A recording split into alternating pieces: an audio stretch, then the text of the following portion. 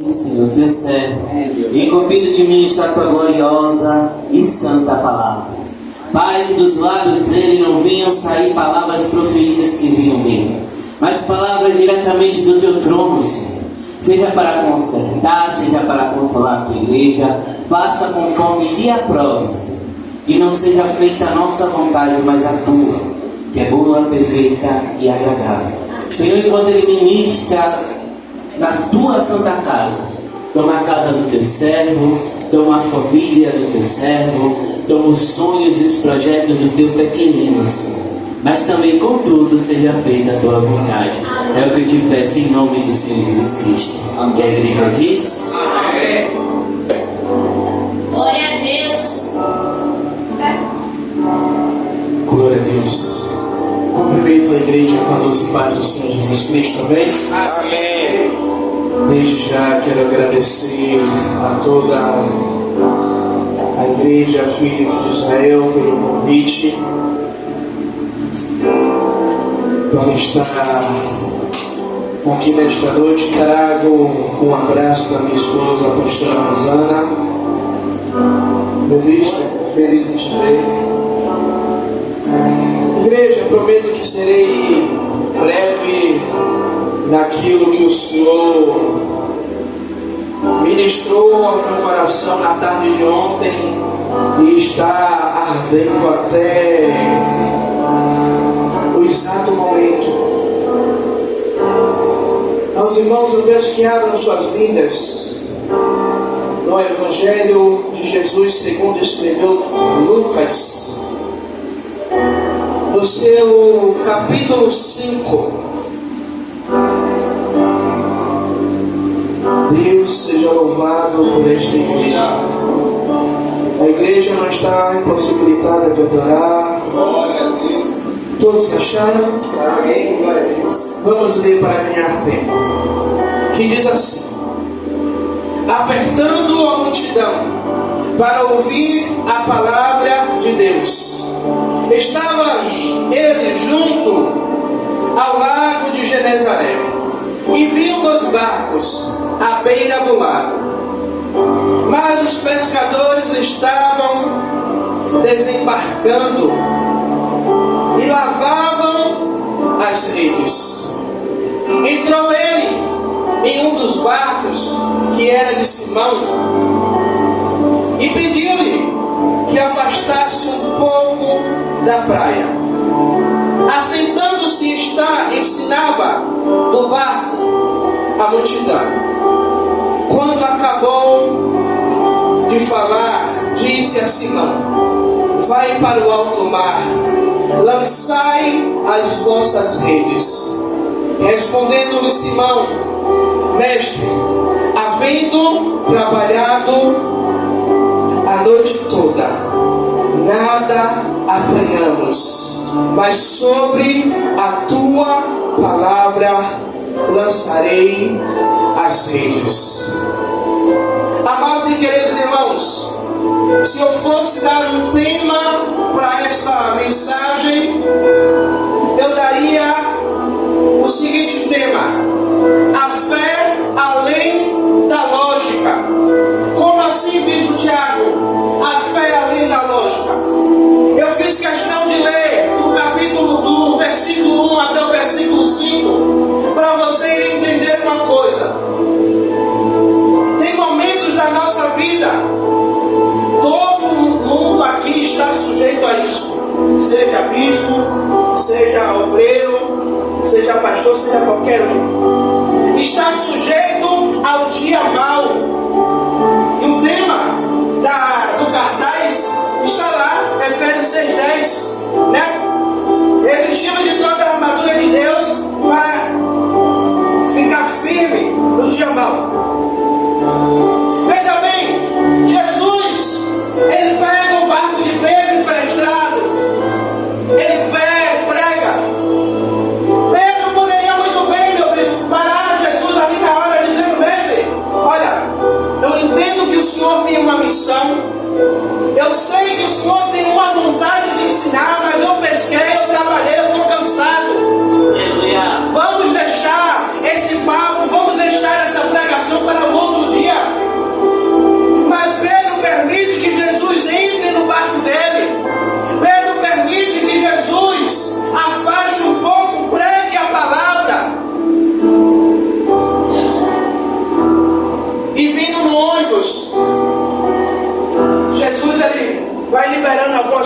assim.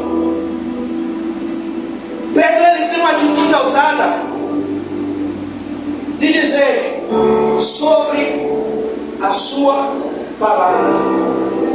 Ele está dizendo: Jesus, eu estou pegando a sua palavra como base para fazer aquilo que o Senhor está mandando eu fazer.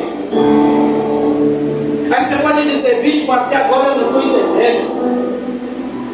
Tem coisas na vida que a gente está passando e palavras que Jesus já liberou sobre a sua vida, sobre a sua casa, que você deveria pegar essa palavra como base e determinar sobre a sua vida, sobre a sua casa, e você está fazendo o quê? Olhando a circunstância, olhando o ambiente, a lógica humana vai dizer o quê? Para. A lógica humana vai dizer o quê? Não dá mais, está insistindo por quê?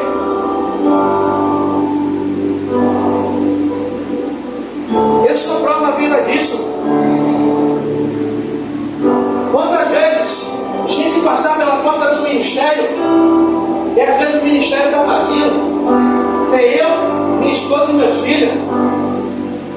Ninguém chega para mim e dizer por que não fecha a porta não, mas Deus ele revela.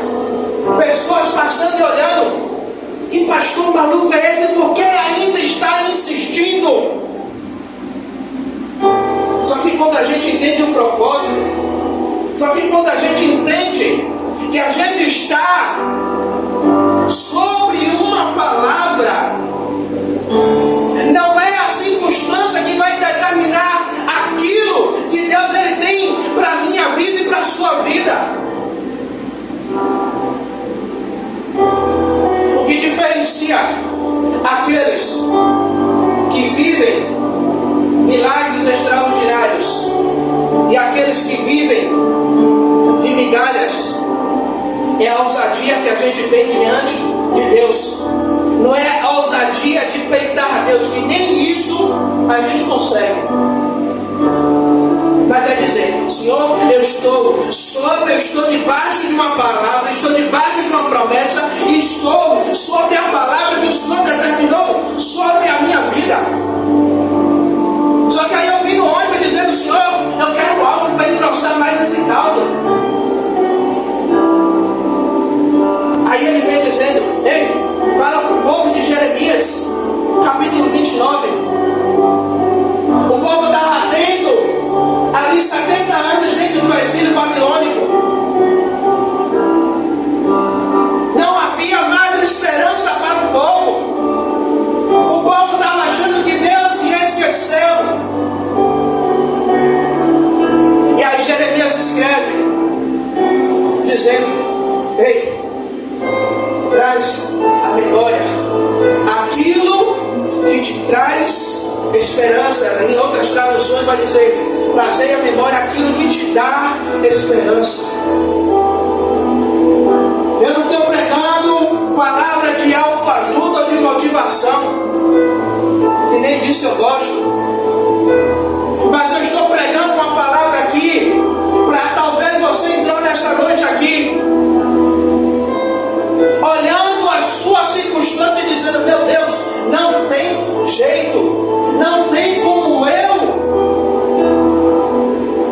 avançar, eu estou cansado. A lógica humana está dizendo: para, entrega.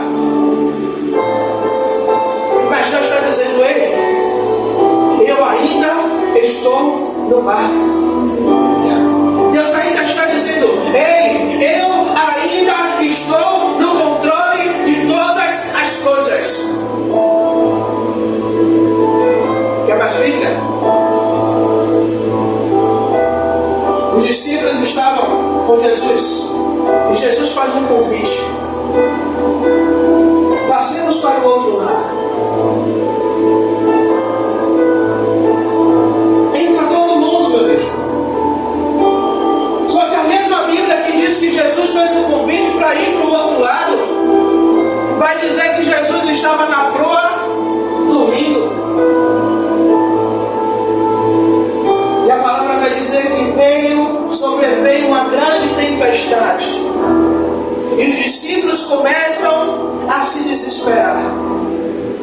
Deixa eu lhe dizer uma coisa.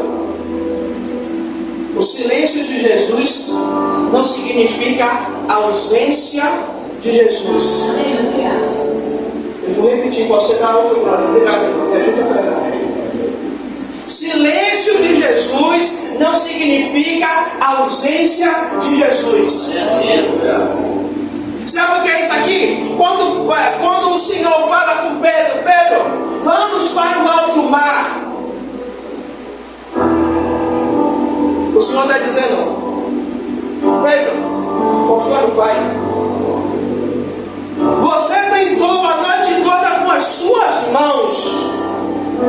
Você tentou a noite toda com a sua força. Agora, Pedro, você não vai tentar mais com a sua força, não. Agora é comigo. Eu estou liberando uma palavra sobre a sua vida. Pega essa palavra, toma posse. Aí, Pedro, entende? Jesus, é sobre a sua palavra. Eu vou lançar as redes. Talvez você está lançando a rede sobre a ordem de Jesus. E sempre tem uns enviados do inferno para dizer: para que Cláudio? Para que o presbítero Cláudio está tentando de novo? Ele já viu que o mar não dá para peixe, ele já viu que ele foi a noite toda. O mesmo mar que não deu nada, ele está indo lá de novo. Sabe o que é que acontece com a gente? No lugar aonde a gente fracassou, a gente não quer voltar.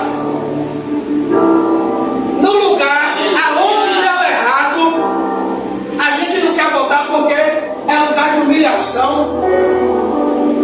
É lugar de desprezo. É lugar aonde a gente chega, a gente olha e diz: foi aqui que deu tudo errado. Foi aqui que eu tentei e não consegui. Só que quando você volta para o lugar, você não volta sozinho. Agora quem está no barco é o grandão da Galileia. Agora quem está no barco é aquele que tudo pode, que tudo faz.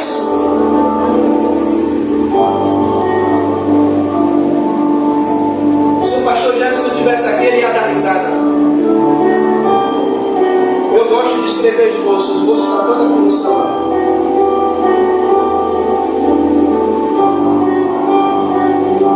E tudo que eu estou falando aqui não é de mim.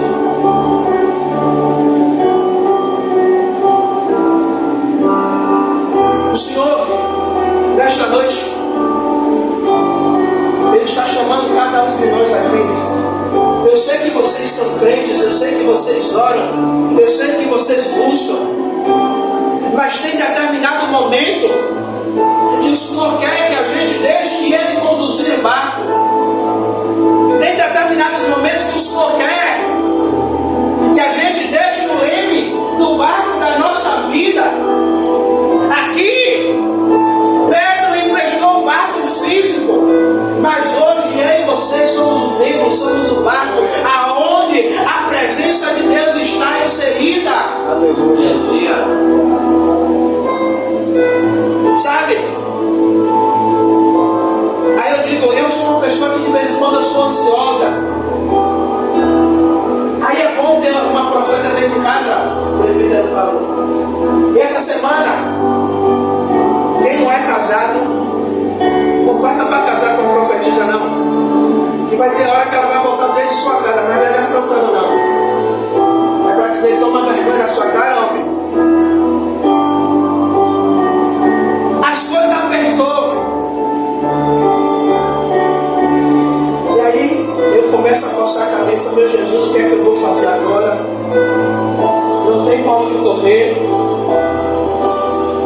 Ela olha para minha cara: minha cara, qual foi a promessa que Deus me fez? Ele disse o que sobre você? Que a provisão ela viria da onde? Dele. Mas quando os seus joelhos tocassem o chão, sabe? Quer que eu traduza para você? Ei, enquanto você não descer para se render a Ele, a provisão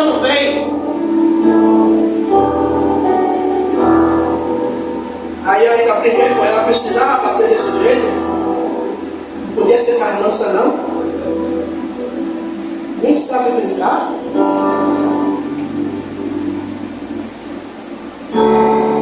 Voltando. Muitas vezes, voltar para um lugar aonde não deu certo vai levantar olhares. Talvez aquelas pessoas que estavam com Pedro estavam dizendo: o que é que Pedro está voltando de novo? Sabe por quê? Pedro era pescador, ele entendia do mar. Ele sabia quando o mar não dava para peixe, que ele poderia usar todas as técnicas.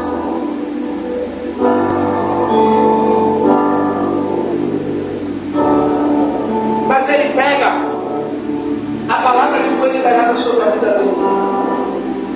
Irmãos, eu estou rodeando. Eu não sei qual foi a palavra que Deus liberou sobre a sua vida. Glória a Deus. Mas eu tenho certeza de uma coisa: que Ele é fiel para cumprir. Aleluia. Ainda que você ainda não esteja acreditando 100%, Ele ainda é fiel para cumprir. Porque a Bíblia me garante isso e te garante isso. Quer que eu prove? Ele pergunta a Jeremias: Jeremias, o que viste? Aí Jeremias diz: eu vejo uma vara de amendoeira. Ele vai dizer: viste bem, porque eu velo para que se cumpra a minha palavra. Sabe o que é velar? É ter cuidado. Sabe o que é velar? É ele ficar de pé diante do trono dele, dizendo: ei, a palavra que eu lancei sobre a sua vida não vai morrer, não. A palavra que eu lancei sobre a sua casa, ei, a semente que eu lhe dei, ainda que a terra esteja seca, ainda que não chova, essa semente ela tem que germinar sobre a minha palavra, sobre a palavra que eu lancei sobre a sua vida. Aleluia. Se eu fosse você, eu dava glória. Eu dou mais quantos minutos? Glória a Deus. Porque senão eu faço vigília. Daqui a pouco eu vou pôr uma vigília. Não precisa disso tudo não. Igreja, eu quero que você saia daqui motivado hoje. E não é uma palavra de motivação. Mas eu quero que você saia daqui. Se você entrou com 50% de fé hoje, eu quero que você saia com 150%. Glória a Deus. Se você entrou com 100%, você saia com 200% de fé. Porque a lógica mundana, a lógica do mundo, vai dizer para mim e para você, dizendo: olha, acabou, não existe mais não.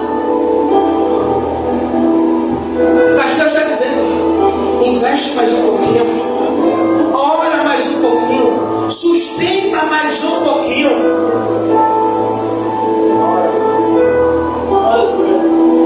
Eu estava dizendo ontem: Senhor, eu não tenho, hoje eu estou de um jeito que eu não tenho motivação nenhuma para pregar amanhã. E não disse nada a minha esposa. Isso eu dizendo aqui dentro de mim. Não tenho motivação nenhuma para pregar amanhã. Até 9 horas da noite eu nem sabia o que é que eu ia pregar aqui hoje.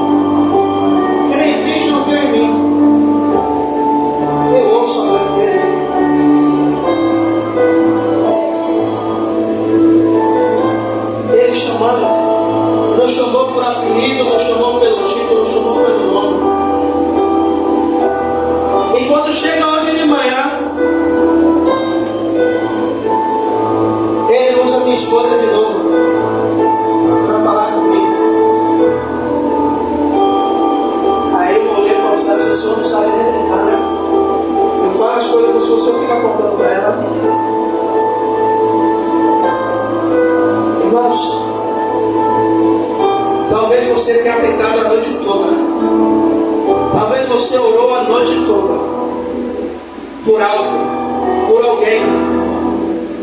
Talvez de noite você profetizou que o marido, o filho, que a família estaria nos braços do Senhor.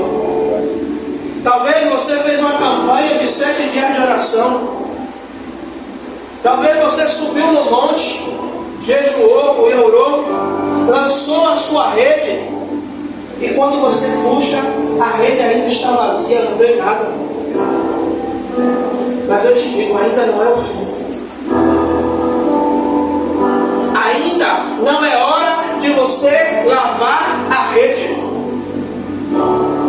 Se está pensando em guardar a rede, pode parar de dobrar ela. Não tem louvor que mandou guardar a rede?